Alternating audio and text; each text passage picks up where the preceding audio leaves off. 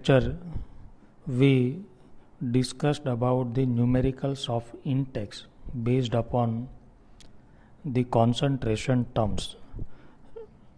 In this lecture we will discuss about the numerical of exercise based upon concentration term.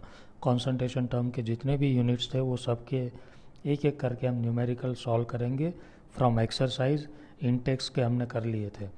अब exercise का 2.4 number का जो question है उसमें ऐसा लिखा गया है कि the concentrated HNO3 used in laboratory, मतलब हम केमिस्ट्री लैब में जो कॉन्सनट्रेटेड नाइट्रिक एसिड यूज करते हैं, इट इज़ जनरली उस पर ऐसा लिखा होता है कि 68% बाय मास.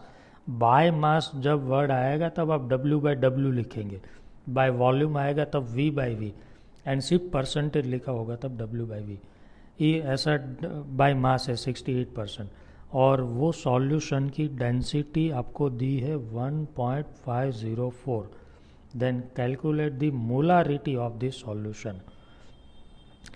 कैसे सॉल्व करेंगे मैंने आपको अच्छे से सिखाया है कि जब जब परसेंटेज वाले सॉल्यूशन आए तब आपको क्या कर देना है, पहले उसे अलग लिख देना है. W/W में मैंने सिखाया है कि 68 ग्राम सॉल्यूट होता है और ये होगा 32 gram solvent, that is water. Generally water ही सॉल्वेंट होगा जब तक नहीं बोला गया होगा. Is equal to 100 gram solution होगा. Solution means W, solvent W1, ये W2 होता है जो आगे हमने देख लिया है. नाउ मोलारिटी कैलकुलेट करनी है, तो मोलारिटी का फॉर्मूला आपको जब भी जो कैलकुलेट करना है ना उसका फॉर्मूला साइड में लिखे तो आपको थोड़ा बहुत आइडिया आएगा कि हमें क्या रिक्वायर्ड है. मोलारिटी का formula W2 into 1000 upon M2 into V इन ml. अब आपको तो पता है कि W2 weight of solute 68 upon molar मास होगा आपका, ये HNO3 है 63 इंटू, अब मेन है देखिए हमारे पास वॉल्यूम तो है नहीं सॉल्यूशन का, बट सॉल्यूशन का वेट है. सॉल्यूशन का ही देखना है क्योंकि ये V है ना, V1 V2 नहीं है. सॉल्यूशन का वॉल्यूम लिखना है बट हमारे पास वेट है, तो वॉल्यूम को वेट में कैसे कन्वर्ट करें, तो mass upon density.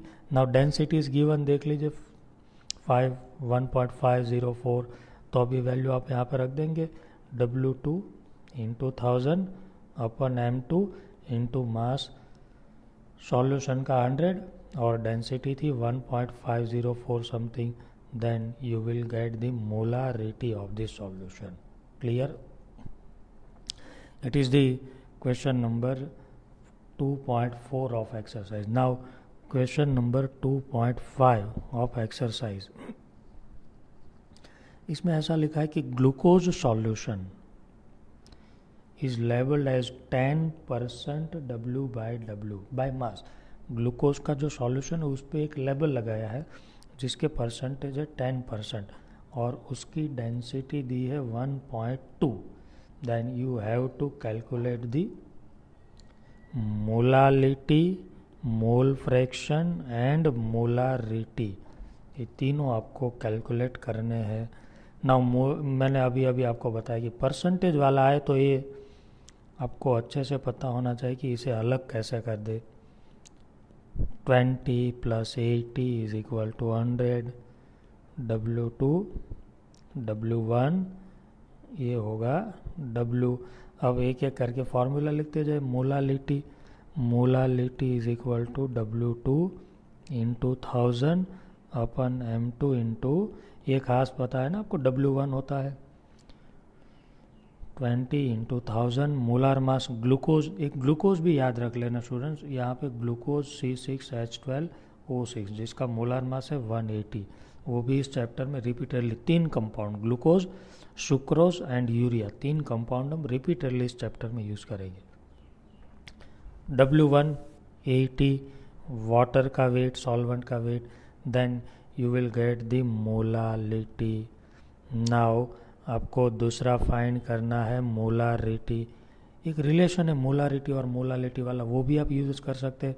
Otherwise direct formula लगाए, मैंने आपको अगले न्यूमेरिकल में सिखाया है. परसेंटेज वाले में डेंसिटी होगी तो आपको मिल जाएगा, ये होगा 20 into 1000, molar mass is 80.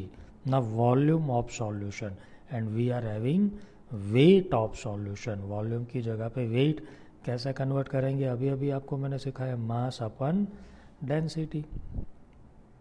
मास आप कितना लिख देंगे, सॉल्यूशन का 100 दी, परसेंटेज में 100 होता है ना, और density of solution is given 1.2, then you will get the molarity. And third is mole fraction of both. आपको दोनों के मोल फ्रैक्शन कैलकुलेट करने हैं।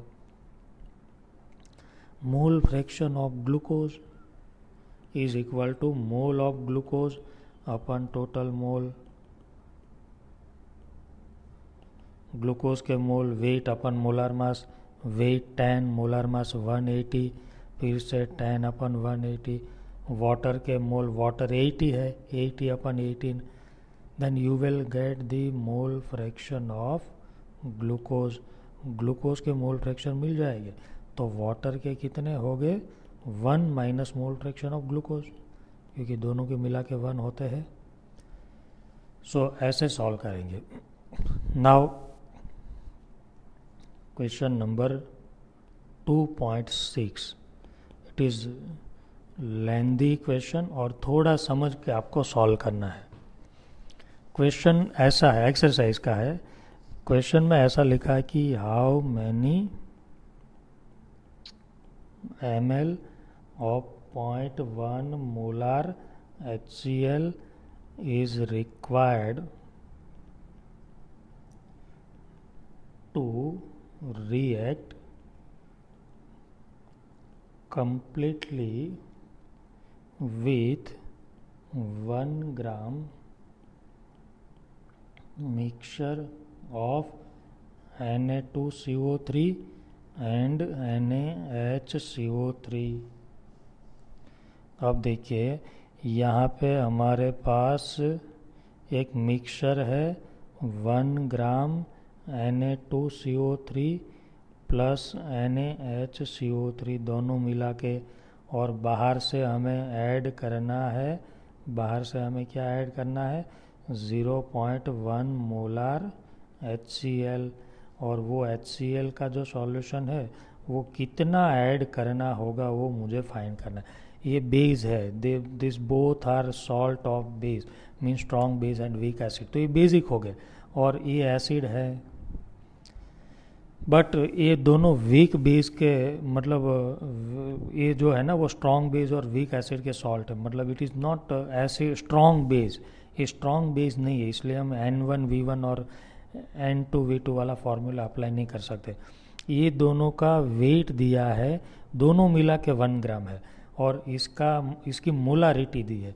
अब मोलारिटी को वॉल्यूम के साथ हम कंपेयर नहीं कर सकते, दोनों को पहले हम मोल में कन्वर्ट कर देंगे। जब भी कोई सॉल्यूशन में प्रॉब्लम हो तब हम मोल निकाल लेते हैं, मोल के साथ आप कंपेयर करेंगे कि कितने ग्राम HCl चाहिए और ये कितने ग्राम है, या तो कितने मोल ये है और कितने मोल में हम कंपैरिजन कर लेंगे। तो पहले दोनों के मोल निकाल लेते हैं, आपको समझ में आएगा ना, ये दोनों का कंप्लीट न्यूट्रलाइजेशन करना है, दोनों मिला के 1 ग्राम है, तो ये कितने ml चाहिए। नाउ सपोज हम मान लेते हैं कि Na2CO3 जो है ना वो x ग्राम है, x ग्राम मतलब उसके मोल जो है वो, अच्छा एक खास बात मैं आपको बताना भूल गया कि सॉल्यूशन में ऐसा लिखा है कि इक्विमोलर सॉल्यूशन है।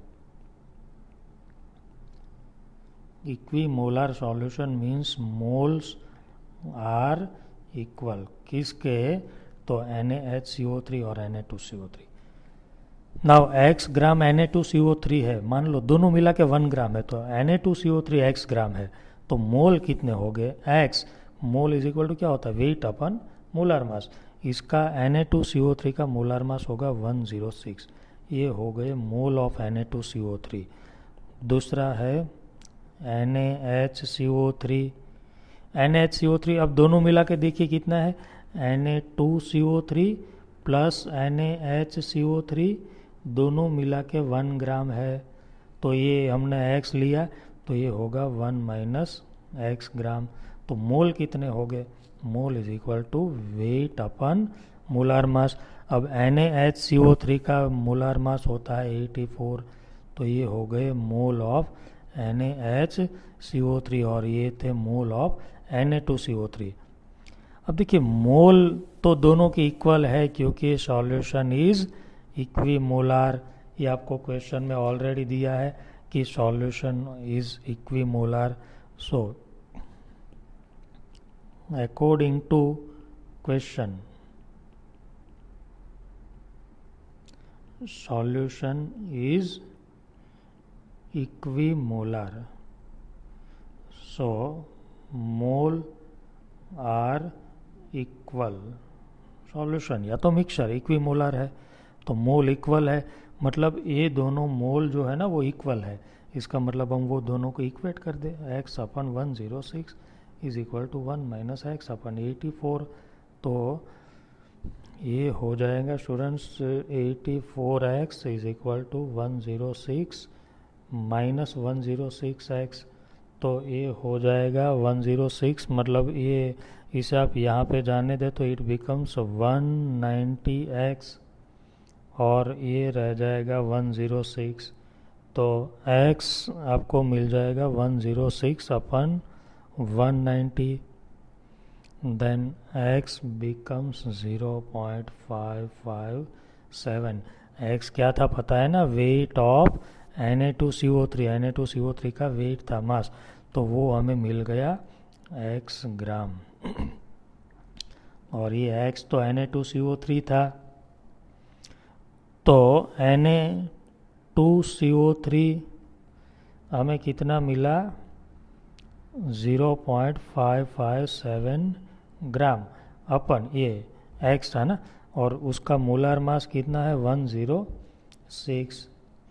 Na2CO3 का मोलार मास है 106, तो ये हो जाएंगे 0.0053 मोल। ये Na2CO3 के हमें क्या मिल गए? मोल मिल गए, mole of Na2CO3। Now NaHCO3 के मोल भी उतने ही हो गए, कैलकुलेट करने की कोई ज़रूरत नहीं है। वेट कितना है 1 माइनस एक्स, पर मोल तो इक्वल हो गए बिकॉज सॉल्यूशन में ऑलरेडी आपको बताया गया है कि solution is equimolar, so mole are equal. तो दोनों के मोल मिल गए। अब हमारा टारगेट कंप्लीट हो गया, मोल मिल गया, मतलब नाउ वी कैन कंपेयर। अब हम कंपेयर करेंगे। अब देखिए कैसे कंपेयर करते हैं। सबसे पहले ये दोनों का रिएक्शन होता है Na2CO3 और NaHCO3 का HCl के साथ, दोनों का अलग अलग रिएक्शन होगा। हम दोनों को बारी बारी से कंपेयर कर लेंगे। सबसे पहला हम लिखेंगे, सबसे पहला HCl के साथ Na2CO3 का यदि रिएक्शन करवाए then it gives NaCl plus H2O plus CO2। अब बैलेंस करें तो इट बिकम्स 2, ऐसे ही बैलेंस होगा। अब स्टोइकियोमेट्री अपना ये कि मान लो ये 2 मोल है तो ये कितने रिक्वायर्ड है 1 मोल, और हमारे पास कितने हैं Na2CO3, ये रहे 0.0053 मोल, तो ये कितने रिक्वायर्ड होंगे, HCl के कितने मोल रिक्वायर्ड होंगे 0.0106 मोल HCl रिक्वायर्ड, सिर्फ किसके लिए, Na2CO3 के लिए। अभी तो हमारे सॉल्यूशन में NaHCO3 भी प्रेजेंट है, तो उसका क्या होगा, तो उसके साथ जब HCl रिएक्ट करेंगे ना NaHCO3 then it gives NaCl plus H2O plus CO2। इसे तो बैलेंस करने की कोई ज़रूरत नहीं, तो ऑलरेडी बैलेंस है। इसमें मत देखिए ये 1 मोल है तो ये भी 1 मोल है, तो अब हम लिखते हैं कि ये 1 मोल है तो ये कितना रिक्वायर्ड है 1 मोल। अब ये हमारे पास कितना है NaHCO3, यहाँ से पता है हमें, देखिए ये 0.0053 मोल। तो यदि ये 0.0053 मोल है तो ये कितना रिक्वायर्ड है, तो HCl is required 0.0053 mole is required, मतलब इतना HCl हमें किसके लिए रिक्वायर्ड हो गया, NaHCO3 के लिए, और ये HCl Na2CO3 के लिए। तो टोटल HCl कितना रिक्वायर्ड हुआ, of HCl required is equal to, ये देखिए ये 0.0106 हमें रिक्वायर्ड है यहाँ पे, और ये हमें 0.0053, तो 0.0106 प्लस 0.0053 मोल, इतना HCl हमें रिक्वायर्ड है। तो it becomes 0.0159 mole total HCl is required.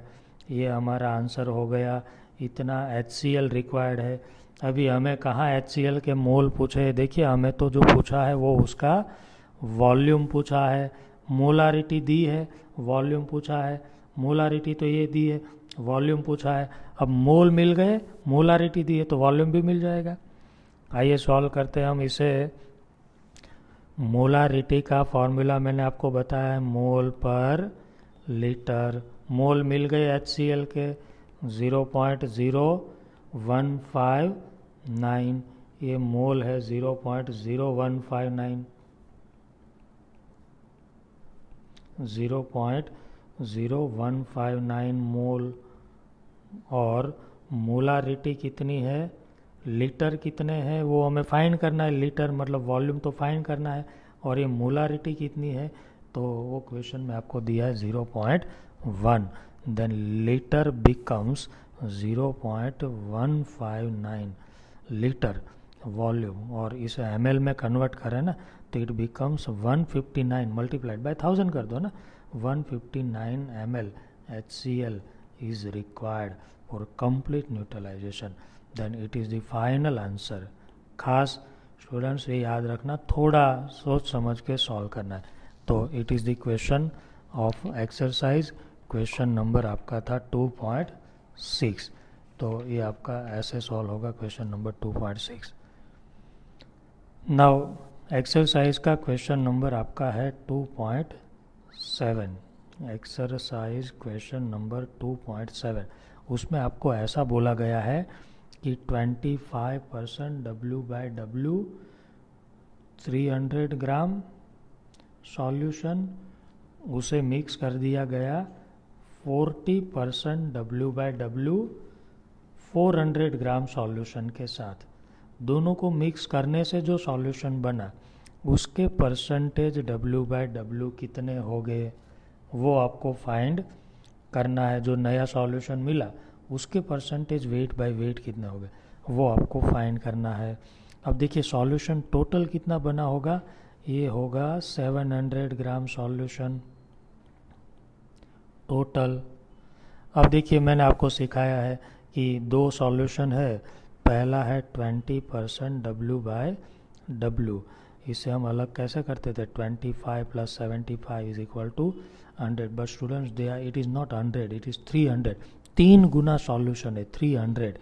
तो इसे हम कैसे करेंगे, ये इसे 3 से मल्टीप्लाई किया तो इसे भी कर दीजिए, ये 75 हो जाएगा, और 75 प्लस इसे आप 3 से मल्टीप्लाई कर दीजिए 75 को, it becomes 225।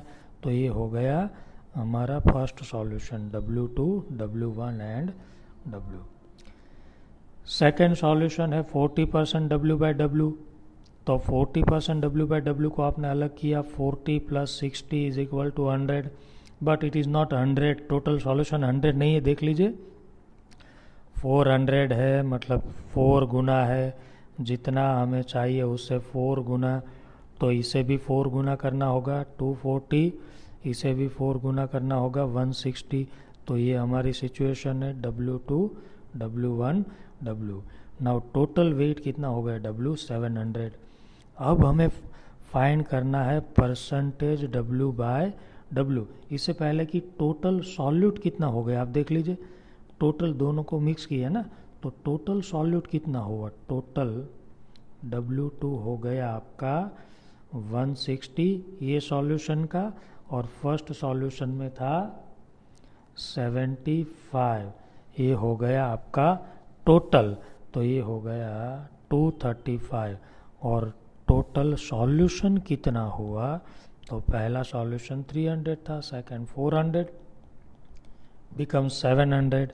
Now percentage W by W is equal to W2 upon W into 100. So it becomes 235 upon 700 into 100. So it is 33.57% W by W. ये सॉल्यूट के मिले, यदि सॉल्वेंट के चाहिए तो 100 में से माइनस कर देना है, क्योंकि टोटल परसेंटेज तो 100 होते हैं। तो ये था आपका एक्सरसाइज का क्वेश्चन नंबर 2.7 नंबर का क्वेश्चन आपका ये एक्सरसाइज का था। तो इस क्वेश्चन को हमने ऐसे सॉल्व किया।